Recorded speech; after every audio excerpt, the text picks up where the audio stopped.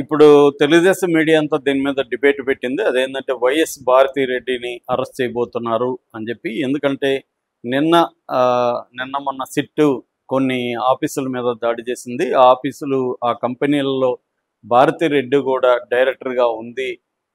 కాబట్టి ఆమెను కూడా అరెస్ట్ చేయొచ్చు అన్న ఒక వార్తని వీళ్ళు తెలుగుదేశం మీడియా వైరల్ చేస్తుంది. దీన్ని సహజంగానే వైసీపీ మీడియా ఖండిస్తుంది. అసలు ఏం జరిగింది? భారతిరెడ్డి ఏ కంపెనీలో డైరెక్టర్గా ఉంది? అసలు సిట్టు లేటెస్ట్గా ఏ కంపెనీల మీద దాడి చేసింది? ఈ విషయాల గురించి మనం మాట్లాడుకుందాం. సో సిట్టు వచ్చి వైఎస్ అనిల్ రెడ్డి అనే ఒక వ్యక్తికి సంబంధించిన కంపెనీల మీద చెన్నైలోను హైదరాబాద్లోను ఈ రెండు సిటీస్లో కూడా దాడి చేసింది. ఈ వైఎస్ అనిల్ రెడ్డి ఎవరంటే జగన్కి పెదనాన్న జార్జి రెడ్డి అని ఉన్నాడు, ఆయన కొడుకు అనమాట. ఇతను పులివెందులో పుట్టిన చెన్నైలో స్థిరపడ్డాడు. చెన్నైలో కంపెనీలు ఉన్నాయి. చెన్నై నుంచి ఆఫ్రికాలో కూడా అనేక దేశాల్లో కంపెనీలు ఉన్నాయి. ఇతను జగన్కి బినామేనా అంటారు. ఇతనిది గతంలో జేసీకేసీ అని ఒక కంపెనీ ఉంది. ఆ కంపెనీ తరపున జగన్ అధికారంలో ఉన్నప్పుడు ఇసుకని పెద్ద ఎత్తున స్మగ్లింగ్ చేశారు అనేది కూడా తెలుగుదేశం ఆరోపిస్తుంది. ఇతను స్మగ్లింగ్ చేసి ఇటు చెన్నైకి ఇటు బెంగళూరుకి తీసుకెళ్ళి అక్కడ అమ్మేవాడు. ఇతని కంపెనీలు అమ్మేవి జేసీకేసీ అనే కంపెనీ పెద్ద ఎత్తున వచ్చాయనేది చెప్తున్నారు. నిన్న ఇతనికి సంబంధించి చెన్నైలో మైలాపూరు, టీ నగరు, పెరుంగుడి, అరకు కోటై ఈ 4 ఏరియాల్లో మొత్తం 8 కంపెనీల మీద దాడి చేశారని చెప్తున్నారు. అలాగే ఆళ్వార్పేట, ఇజాంబాకం ఈ 2 ఏరియాల్లో ఆయన ఇళ్ళు ఉన్నాయి. ఇండ్ల మీద కూడా దాడి చేసి పలు కీలకమైన డాక్యుమెంట్లని స్వాధీనం చేసుకున్నట్టుగా చెప్తున్నారు. అట్లాగే హైదరాబాద్లో కొండాపూరు, ఇంకొక చోట 2 ఆఫీసుల మీద కూడా దాడి చేశారు. ఈయనకొచ్చి మొత్తం 8 కంపెనీలు ఉన్నట్టుగా తెలుగుదేశం మీడియా రాస్తుంది. ఒకటి షిలోహ్ ఇన్ఫ్రా, వన్నా ఎగ్జిమ్స్, షిలోహ్ ఇండస్ట్రీస్, 4X ఇంపాక్ట్స్, తర్వాత ఇండో రాక్స్, వర్కీ స్పేస్, శ్రీ గోవిందరాజా మిల్స్, ట్రాన్సిల్ బయోలాజిక్స్ ఈ 8 కంపెనీలు ఉన్నాయి.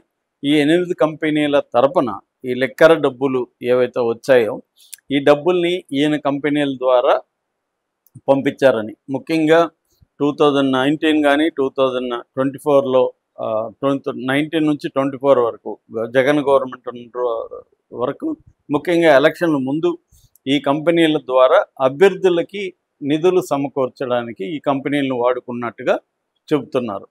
అంటే లీగల్ ప్రాసెస్లో ఈ కంపెనీల ఆఫీసులన్నీ ఉన్నాయి కాబట్టి వీటి ద్వారా చేశారనేది అభియోగం.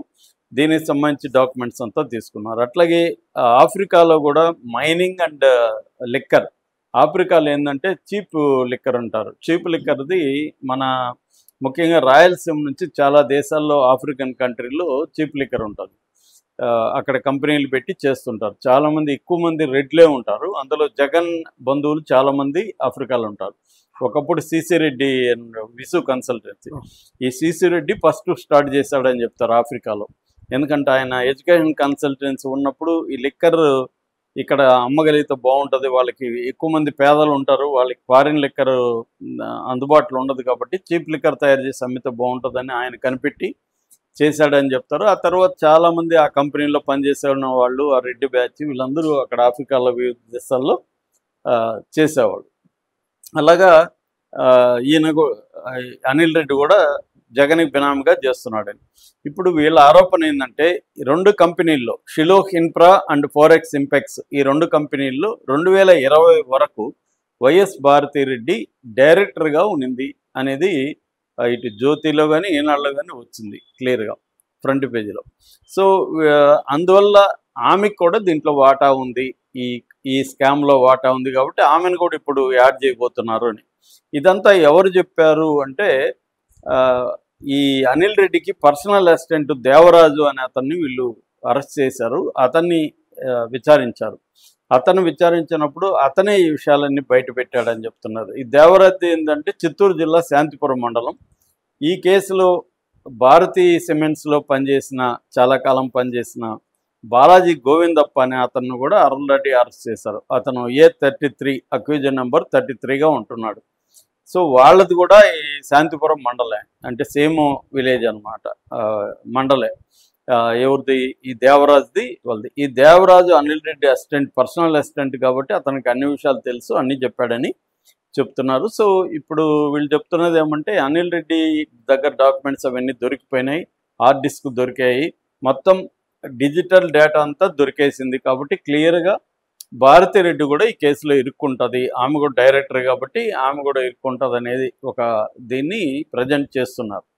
అయితే సాక్షి దీని మీద కూడా పెద్ద కథనం రాసింది, ఫ్రంట్ పేజీ కథనం. వాళ్ళు ఏం చెప్తున్నారంటే అసలు భారతిరెడ్డి లేదు దాంట్లో,